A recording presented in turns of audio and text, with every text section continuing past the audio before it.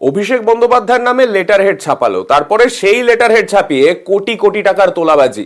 চিনার park থেকে গ্রেফতার তৃণমূল নেতা। জাল লেটার হেড ছাপিয়ে এবং সই জাল করে তোলাবাজি চলছিল বলে অভিযোগ।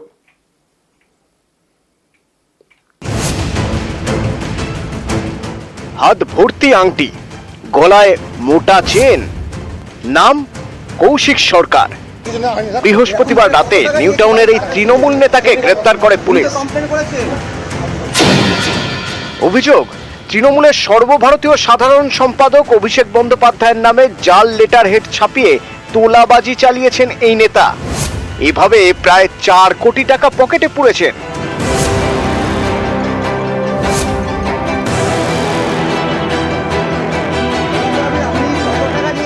চিনার পার্ক এলাকা থেকে গ্রেফতার করা হয় কৌশিক সরকারকে। কৌশিক সরকার নিউ টাউনের বাসিন্দা।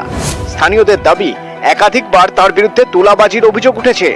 বিভিন্ন নেতাদের নাম করে তোলাবাজি করতেন। নিউ টাউনে জমি নিয়ে জালিয়াতিরও অভিযোগ রয়েছে।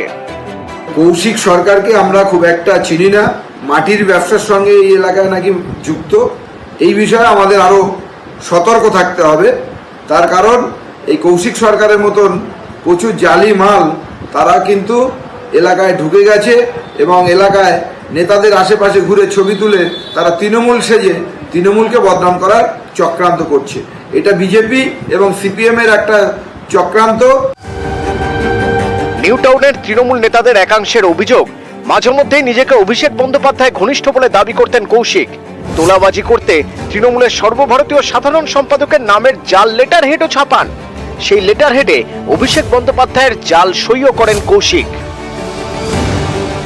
এই জাল লেটার হেড এবং জাল সই দেখিয়েই তোলাবাজি চলছিল বলে অভিযোগ। কৌশিকের বিরুদ্ধে অভিযোগ দায়ের করেন দক্ষিণ দিনাজপুরের ব্যবসায়ী সুদীপ্ত কুমার মণ্ডল। তদন্ত শুরু করে হিলি থানার পুলিশ। তার ভিত্তিতেই কৌশিক সরকারকে গ্রেফতার করা হয়।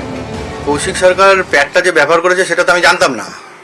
আমি তো জানলাম অনেক পরে। আমাকে যে সুবিধাটা পাইয়ে দেওয়ার কথা বলেছিল, সুবিধা পোর্টালে যে সুবিধাটা, মানে ও আমাকে পুরো বোকা। কত টাকা নিয়েছে আপনার কাছে? আমাকে অ্যারাউন্ড 25 লাখ টাকা। 2023-এ যখন সুবিধা পোর্টালটা চালু হয় তখন বুঝতে পারলাম যে এটা টোটালটাই প্রতারণা। যখন টাকা ফেরত চাই তখন আমাকে উল্টোপাল্টা থ্রেট দেওয়া চালু করে।